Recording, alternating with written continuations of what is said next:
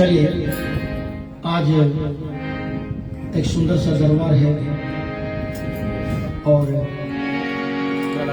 दरबार को लेकर चलते हैं।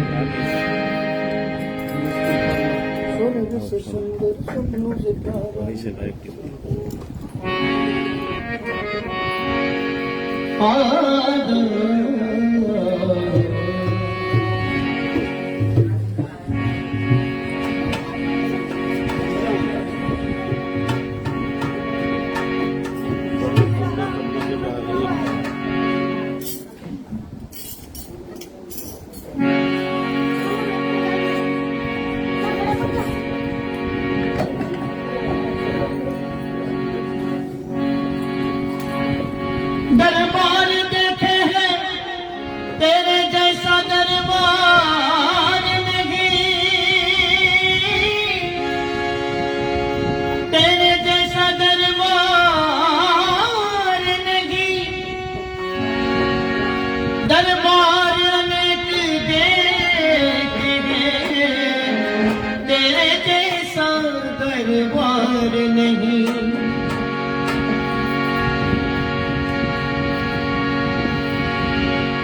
जिसको जैसा मिल जाता है गुरु जी के दरबार सब मिल जाता है और कहीं जाने की जरूरत नहीं। मांगता हूँ आज मेरी गुरुवर से मांगता हूँ आज मेरी गुरुवर से, जहाँ होता है कभी निकार नहीं।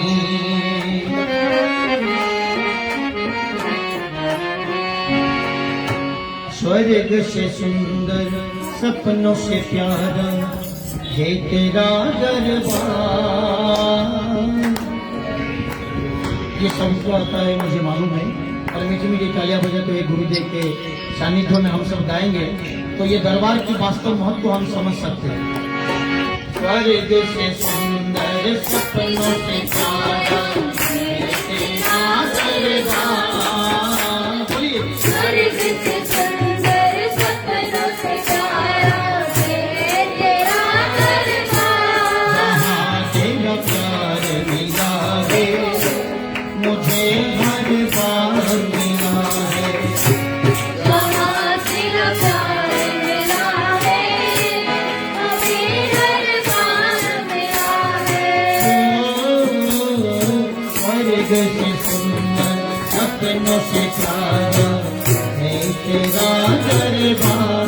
गुरु जी स्वर्ग से सुंदर सपनों से प्यारा है तेरा दरबार। तेरा प्यार मिला है मुझे हर बार मिला है। जहाँ तेरा प्यार मिला है मुझे हर बार मिला है। रोशन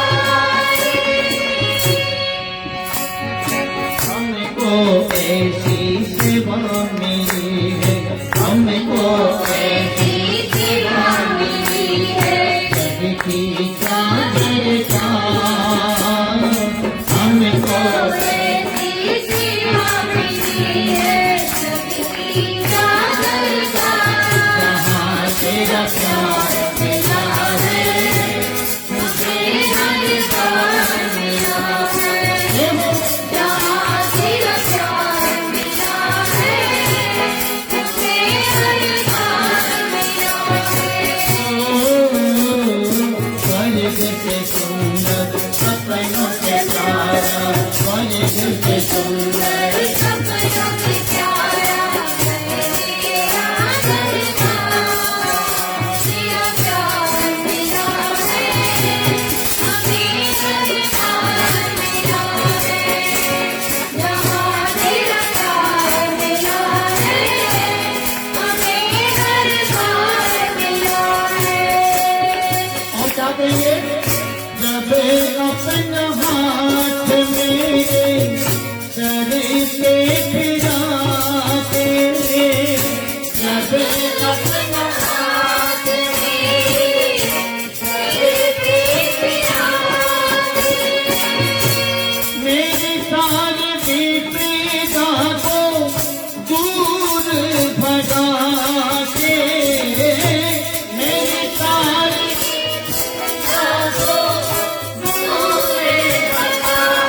हम पर अपनी दयालुता हम पर अपनी दया लुटाकर बना दिया रमजान हम पर अपनी दया लुटाकर बना दिया रखदार तेरा प्यार मिला है हमें हर प्यार मिला है जहाँ तेरा प्यार मिला है हमें हर बार मिला है स्वर्ग से सुंदर सपनों से प्यारा है तेरा दरबार स्वर्ग से सुंदर सपनों से प्यारा है तेरा दरबार जहाँ तेरा प्यार मिला है मुझे हर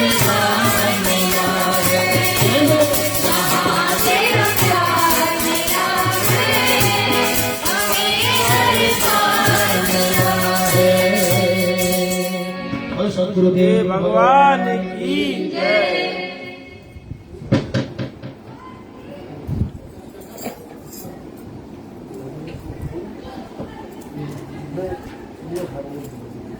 हारमोनियम दे दो बेटा।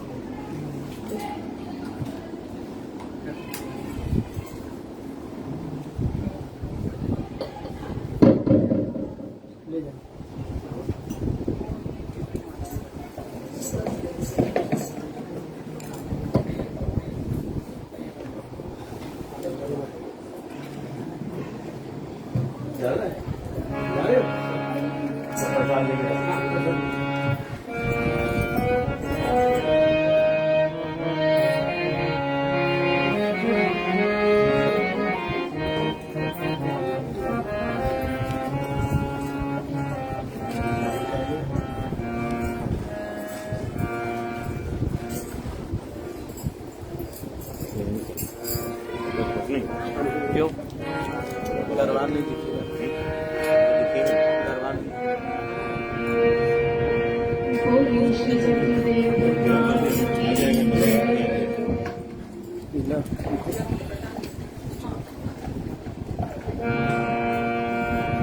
अगर नाथ देखोगे अवगुण हमारे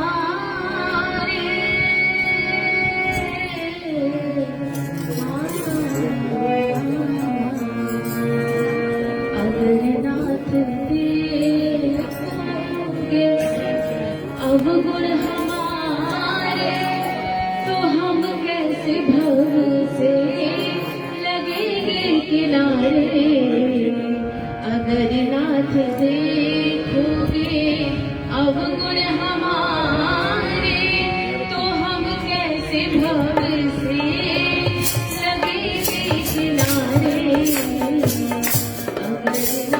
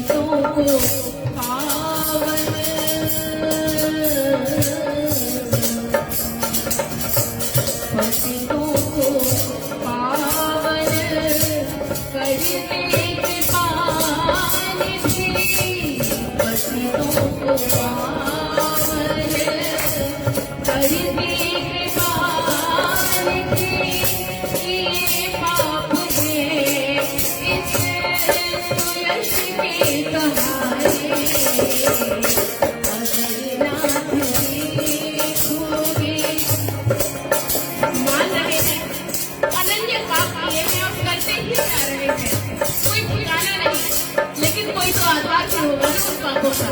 हमें मालूम है जब गणिका माता रामवती गई थी, तुमने पार लगा दी, तो क्या मेरे पाप उनसे भी बड़े हैं?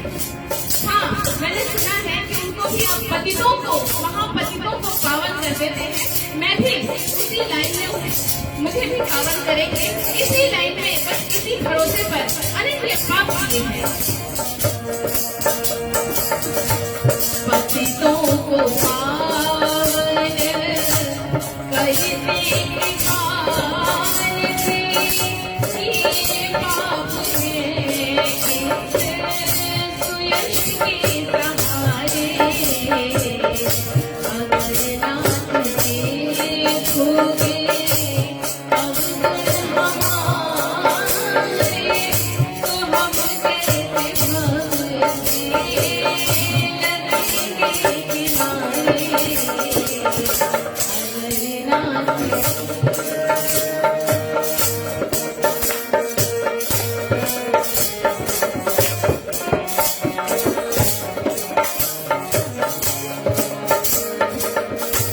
ये माना अधम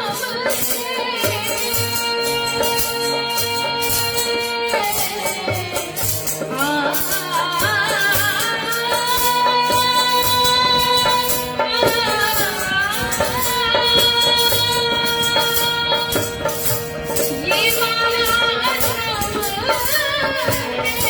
अपावन कुटिल है। ये माना अधम अपावन कुटिल है। सब कुछ है लेकिन भगवन तुम्हारे। ये माना अधम अपावन कुटिल है।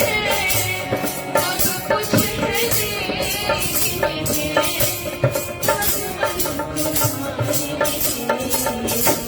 मन हो निर्मल,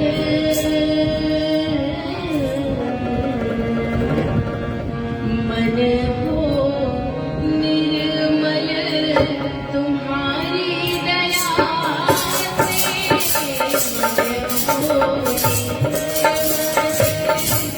तुम्हारी दया से इसे शुद्ध कर देते हम भाग्यधारी। अगर नाथ देखो, हम तो दिन रात गलतियां करते हैं, गलतियों के पुतले हैं हम। प्रभु, अगर आप भी हमारे अवगुण ही गिनते रहेंगे कि एक अवगुण से तेरी एक सीढ़ी कट गई, तो हम तो कभी पार हो ही नहीं पाएंगे। इसलिए अगर नाथ देखोगे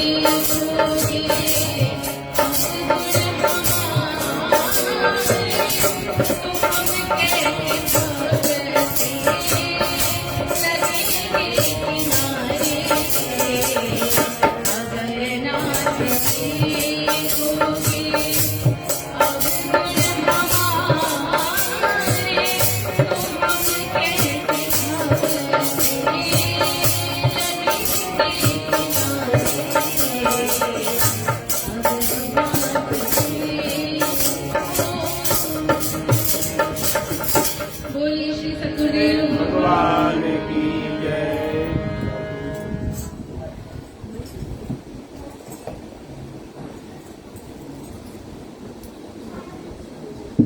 सदगुरुदेव भगवान की जय।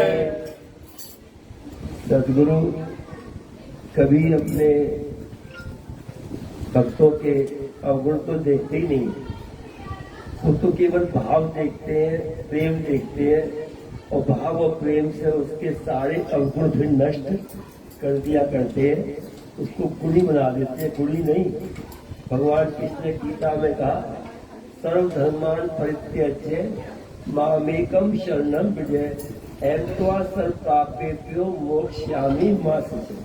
हे अर्जुन, जो सारे धर्मों को त्याग कर इधर उधर न भटकते हुए, वो भटक लिया फिर मेरी शरण में आ जाए, मामेकम शरणम विजय, मेरी शरण में आ जाए, एंत्वा सब पापेभ्यो, मैं उसको सारे पापों से मुक्त कर देता हूँ और मुक्ति नहीं कर देता हूँ, उसको अपने जैसा बना देता हूँ। हमारे श्री प्रभु जी विशुद्ध प्रभु रामदास जी महाराज, हमारा आश्रम आगरा के पास है, बड़ा आश्रम, वहाँ गुफा है। हमारे प्रभु जी जब गुफा में 3 साल रहे, वहाँ गुफा की गज है, उस गज को किसी को भी खाने को देते हैं तो ऊपरी चक्कर वक्कर होता है, और भी कोई क्रोनिक बीमारी होती है, साधारण बीमारी होती है, तो जी के पास होती है, उनका 70 साल होता है, उसमें लाभ होता है। तो वहाँ पे चौपाई लिखी थी, मैंने पढ़ा था जब मैं 88 में आश्रम गया चरणों में उनके में, यश प्रसादा पतिता सुपावना भवंती संसार सुतार न शिवा योगीश्वराम परमेश्वरम हरि श्री रामलाल प्रभु विश्व। क्या इसका अर्थ है? यश प्रसादा पतिता सुपावना, श्री प्रभु जी क्या है? जो पापी से पापी को भी उसके पापों से मुक्त करा दिया करते, नष्ट कर देते हैं उनको। जो इस दरबार में जो गया ना, ये सब पुराने उसको जानते हैं, यमराज की भी ताकत नहीं है उस धरती तरफ पे झाँक जाए। तो शास्त्र कहता है यत्रा बच्चे नाड़ते काले न पावरते सेदु, या सर्वु सत्ता का वास हो गया है, वह काल दूर रहा करता है, उसकी सीमा प्रवेश नहीं कर सकता, हो सकता है। क्या लिखा है? श्री प्रभु जी पापी से पापी को भी उसके पापों से मुक्त कर देते हैं, मुक्ति नहीं कर देते, उसको हजारों का कल्याण करने वाला, हजारों का भविष्य बदलने वाला, भला करने वाला बना दिया करते हैं। वो श्री प्रभु जी है, योगीश्वरों के ईश्वर। अभी ये ने भजन बोला तो मुझे अपने श्री महाराज जी की घटना याद आई। हमारे श्री महाराज जी महाराज के अंदर थे योगीराज श्री चंद्रमोहन जी महाराज, वहाँ हमारा हर साल प्रोग्राम होता है, तो महाराज जी प्रोग्राम में गए हुए थे। कुछ कहते हैं ना अवगुण कितने भी भरे हो, रामनती जी का इसलिए आपने सुना, रामनती को तारा। रामनती जी क्या थी? बहुत दुष्चरित महिला थी, शराब पीना उनका काम था, नवयुवकों में रहना, विचरण करना, घूमना, रात दिन पड़े रहना, उनमें इनका काम था। लेकिन कहते हैं ना कि पूर्व जन्म का या इस जन्म का कोई भी संस्कार कभी उदय हो सकता है। इस जन्म में जो हम करते हैं उसका फल सामने आ सकता है, पूर्व जन्म में करते हैं उसका फल सामने आ सकता है। इसलिए भगवान ने मनुष्य को कर्म करने की स्वतंत्रता प्रदान कर दी। क्या कर दी? तो कर्म का स्वतंत्र कर दिया दे मैंने। अब तू अच्छे कर बुरे कर वो तेरे ऊपर है ना, जैसे करेगा वैसा फिर फल को पाएगा। तो मेरा कहने का भाव क्या? पूर्व जन्म के अच्छे कर्म। बनारस के अंदर महाराज जी का प्रोग्राम चल रहा था, एक मधुबाला नाम की वैश्या थी, इस बात को दोहराओ किसका, उस वैश्या के शायद कोई संस्कार उदय हुए, 35 साल की उसकी आयु थी। तो महाराज जी के पास काफी भीड़ थी, पंडाल बना हुआ था, प्रोग्राम चल रहा था, कुछ लोग भी वहां बैठे हुए थे। उनमें 2 लड़के ऐसे थे जिनको शाम को वैश्या का मुजरा देखने जाना था। वो वहां पहुंच गए चुपचाप चोरी से, और वहां जब बैठे हुए थे तो वैश्या ने उनको ध्यान से देखा, तो एकदम उनके पास गई, बोली आप डरे डरे से बैठे हैं दोनों का, क्यों ऐसे क्यों हो रहा है? जब सत्संग में से आए हैं, साफ बोल दिया उन्होंने। सत्संग किनका हो रहा था? बोली वहां पे तो हमारे दादी के गुरुदेव आए थे वहां पे, हमारे तो नहीं है, दादी गुरुदेव आए जो वीरा चंद्रमोहन जी महाराज। तो बोली अच्छा वो क्या करते हैं? बोले वो कहते हैं जो चाहे वो कर सकते हैं। अच्छा, बोले दर्शन दे देंगे मुझे? वो देखो समय जब आता है ना, संस्कार जब उदय होता है तो कैसे रास्ते बनते जाते हैं, दर्शन मुझे दे देंगे वो?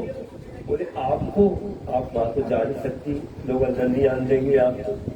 तो बोले वो दोनों बोले आप एक काम करना, हमारे गुरुदेव जी प्रातःकाल गंगा जी स्नान के लिए जाते हैं, आप रास्ते में खड़ी हो जाना तो आप उनको प्रणाम करिए। तो वैश्या ने कहा ठीक है, कब निकलेंगे? रोज निकलते हैं सुबह 5 बजे गंगा जी के लिए।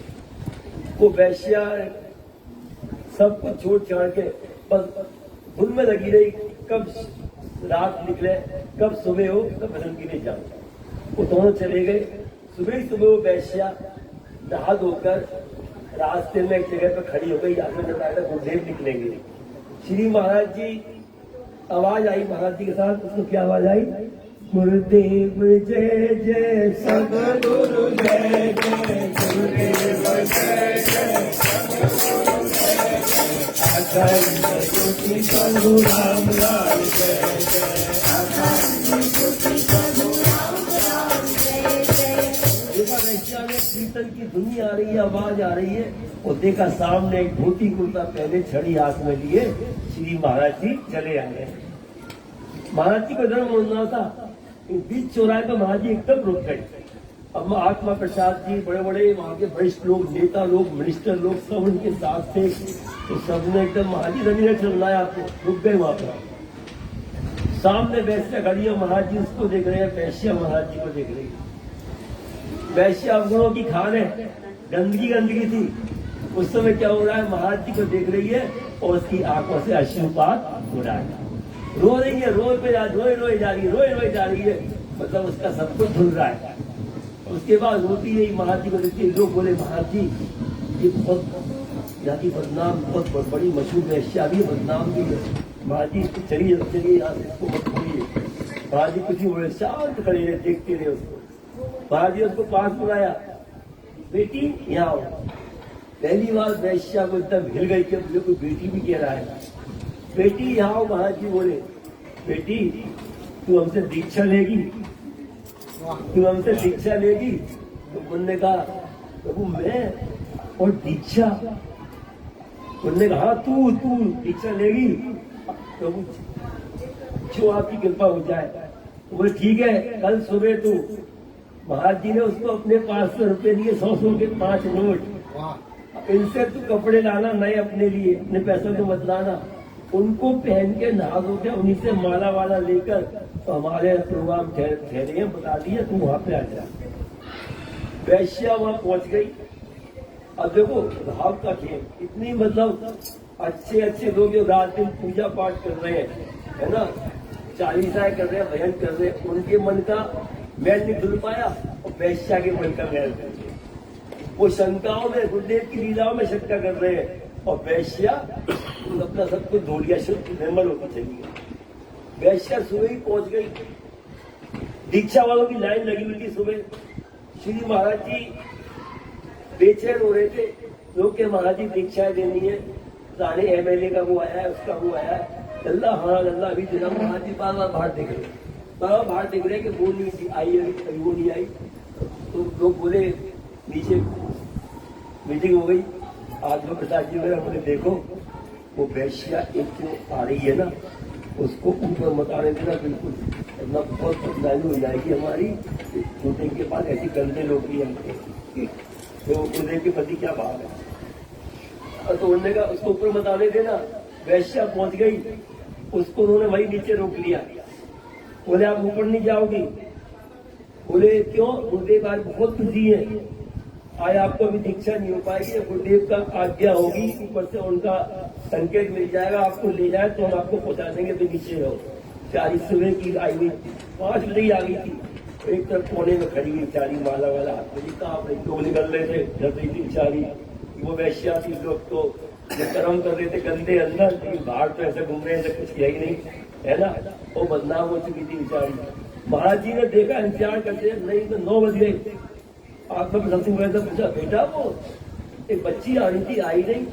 महाराज जी अब दीक्षा दे दिए, वो तो आई नहीं। सबको महाराज जी ने दीक्षा देना शुरू कर दिया। जब महाराज जी 11 बजे गीता पाठ वगैरह प्रोग्राम के नीचे उतरे, तो सामने वैश्य खड़े, हाथ जोड़े।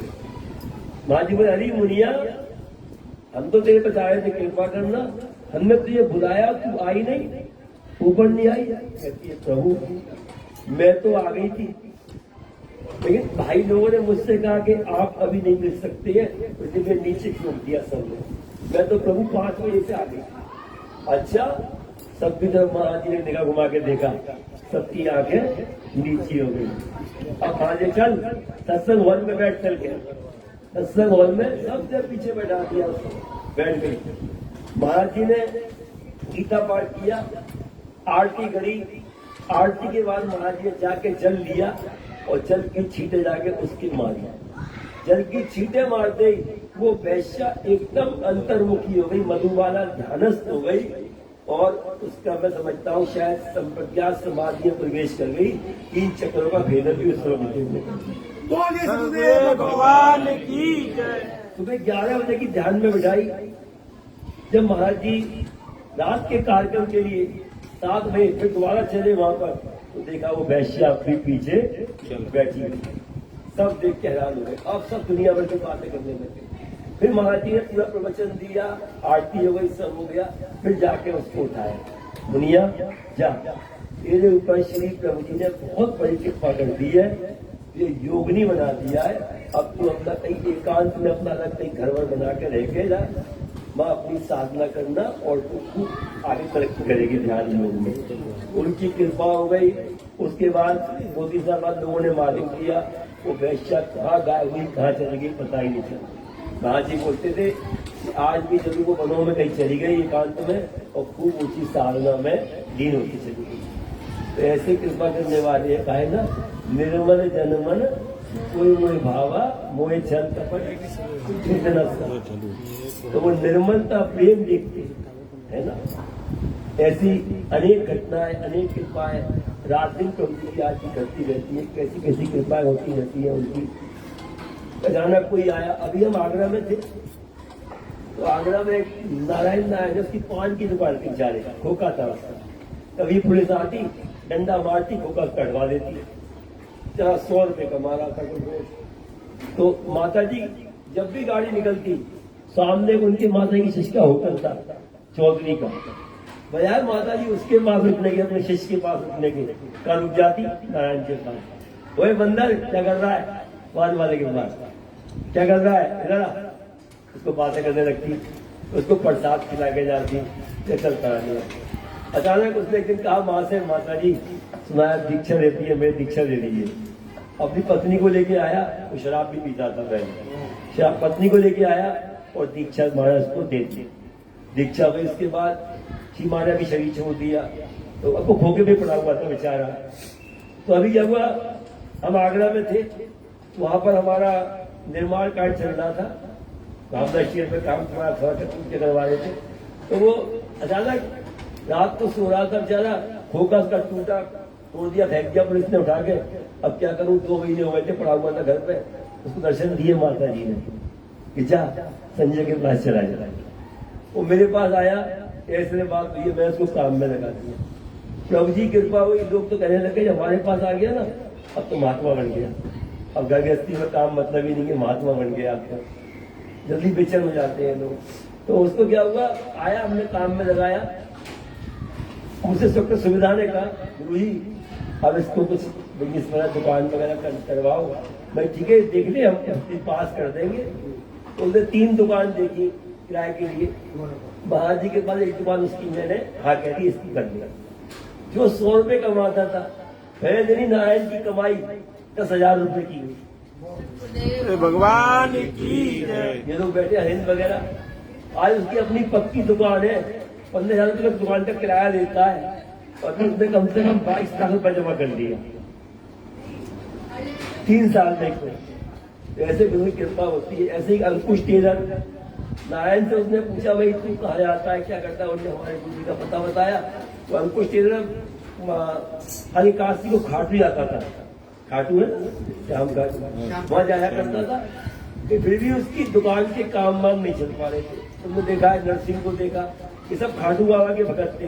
गौतम भी है ना, सबसे पहले हमारे यहाँ गाने आए थे, खाली हमारे तो प्रोफेसर रूप से भजन गाने आए थे। सबसे पहले क्या करते थे ये लोग, खाटू बाबा को बनाते थे, बाद में प्रभुजियां गाते थे। तो इस आवाज कहाँ से कहाँ पहुंच गए। नरसिंह जो कर्जों में डूबा हुआ था, देखा नरसिंह को, नर्सिंग का तो पूरा पता है। कर्जों में डूबा हुआ था, दुकान में सामान चोरी हो रहा था, गंदे व्यसनों में फंसा हुआ था। तो जब और उसने अपने घर में खाटू जी की स्थापना भी की हुई थी, शायद मंदिर बनाया हुआ। मंदिर बनाया हुआ था ना। लेकिन जब चरणों में आ गया, जुड़ गया, दीक्षा प्राप्त की, उसके बाद आज देखो, आज उसके अपने बैंक बैलेंस है ना, धनबाद में उसका फ्लैट है। अभी उसने मुझे 6 लाख रुपया दिया, मेरा भी कमरा बनाओ, एक अलीपुर में, एक समाई में। ऐसी कृपा हो रही। अभी बेटी की शादी हुई उसकी, तुम्हारी पति से हुई ना, हम लोग का समझी हो गया अभी। समझी हो गया। कहा देखो कहाँ से कहाँ पहुंच गया। ये दरबार की कृपा है। तो अंकुश ने नारायण से पूछा, अंकुश टेलर को उन्होंने कहा वो खाटू जाया करता है काशी में। अब वो हमारे पास अंकुश नारायण ने कहा एक बार तो मत रुक जा, तो हमारे पास आया, बैठा रहा, भजन भी गाया, भजन सुनाया, भजन भी अच्छे गाता है वो। उसके बाद बोला कि बस मैं खाटू जाता हूँ, खाटू मानता हूँ, बहुत अच्छी बात है, जाओ मानो। उन्होंने कहा सीधा भाई प्रभु जी को कभी याद कर लेना, ऐसा मैंने कह दिया, कभी जब भी कोई परेशान था। तो वो गया। अब वो कहता है लौट के वो अपनी पत्नी बच्चे सबको लेके आ गया हमारे पास। बोली क्या हुआ? मेरा मुझे इनके स्वरूप चाहिए, नहीं तो ऐसे नहीं मिलते। तो बोले जैसे ही मिला कोई चाहिए, फिर वहाँ विधि विधान है, पहले इच्छा देते हैं, मंत्र बताते हैं, फिर उसके बाद उनके स्वरूप देते हैं। तो बोला मैं पूजा करने पाऊंगा, टेलर मास्टर हुआ था इनका। मैं तो कर्मकांड नहीं है यार, ये कर्म योग तो कर्मकांड से बहुत ऊपर है ना। जिज्ञासु योग से ब्रह्माति बढ़ते, योग का जिज्ञासु कर्मकांड से ऊपर निकल जाया करता है। क्या है ना कबीर साहब ने क्या कहा है, माला फिरत युग भयो ना मन का फेर, कणका मन का डाल के मन का फेर। तो अंदर के जाप करवाते हैं, अंदर की साधना चलती है। तो वो बोला अरे कोई बात नहीं है, तो वे दीक्षा दे, दीक्षा दी उसको मैंने।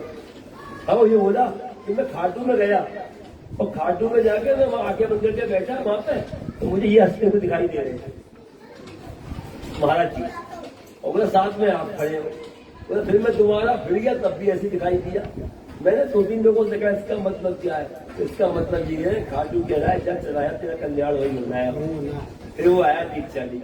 और उसके बाद एक उसकी टेलर मास्टर की दुकान पे जो है काफी मतलब काम वाम ठप पड़ा हुआ था, जहाज नहीं चल पा रहा था। तो बोला आके बोलता है कि दिवाई चप्पल है मिठाई का गुरुजी, फागुन के महीने में नियम होता है सब टेलरों का जो है काम ठप रहता है, लेकिन मेरा ऐसा काम चला है फागुन के महीने में कि रात दिन मेरे सिलाई का काम चलता रहा, सारे गड्ढे निपट गए। ऐसे सदगुरु के दरबार में बैठे हुए हैं श्री प्रभु जी। कल मैंने बताया था आज भी नेपाल पर विराजमान है ना। वहीं से बैठे बैठे अपने बच्चों को देख रहे हैं, कृपा कर रहे हैं। आपने अभी सुना, कल सुना था कि वो रूप बदल लिया करते, कहते हैं ना वो दरबार लगा रहता है, दरबार बदलते रहते हैं, वही सत्ता अभी गुरु गीता में आया था ना, आदि अनादि अनादिकाल चली आ रही है, केवल शरीर बदल दिया करती है। एक वचन आया उपनिषद में, नायमात्मा प्रवचने लभ्या मेध्यान बहुनश प्रेने यवे वे चरु तेने विलभ्या तस्से से आत्मा भी प्रभुते तनु स्वाम। क्या कहते हैं? बहुत प्रवचन आदि करने से है ना। हमारे प्रभु जी तो प्रवचन किए ही नहीं हमारे। ऐसी दुनिया उनके पीछे दीवान की ऐसे बैठे काम करते थे है ना। याद है बाबू सिंह का, उसके गरीब आदमी था, बेटी की शादी थी, कुछ भी नहीं था घर में है ना, रोने लग गया, घबरा गया, चल दिया कहाँ आत्महत्या करने के लिए। घर छोड़ के आत्महत्या करने जा ही रहा हूँ, तो उन्होंने कहा बाबा को प्रणाम करता चलो। प्रभु जी को प्रणाम किया, तो बेटा क्या बात है, रो पड़ा। बाबा बेटी की शादी है, गाँव वाले हंसी करेंगे, एक पैसा मेरे पास नहीं है। प्रभु जी बोले इतनी सी बात को तू मरने जा रहा है, ले मेरे चरण पादुका ले जा, कोई भी कमरे में रख लियो, पर्दा बंद कर लियो, उसमें तेरे सारी सामग्री इकट्ठी हो जाएगी। अब क्या हुआ, उन्होंने चरण पादुका रख ली। अब लोग बोले लाओ जेवर, उन्हें पर्दा खोला जेवर रखा है, लाओ साड़ियां, पर्दा खोला साड़ियां, लाओ ये सामान, जो सामान मांगा सब मिल गया। आज भी सवाई गांव के लोग कहते हैं हमसे ऐसी शादी हमारे गांव में कभी आज तक नहीं हुई। ऐसी कृपा करने वाले 3000 के दरबार में आप लोग बैठे हैं, अब उनकी आरती करते हैं। तो सब लोग नीचे भंडारा प्रसाद पाएंगे सब लोग, फिर शाम को सत्संग चलेगा उसी प्रकार। हम यहाँ पर रहेंगे 30 तक कार्यक्रम है, 3 दिन माह चलेगा हमारा सुरबेला में, या कब तक है? 27 तक यहाँ है, सोमवार को चलेंगे दोपहर। सुरबेला, ठीक है, वहाँ भी अपना यहाँ भी अपना।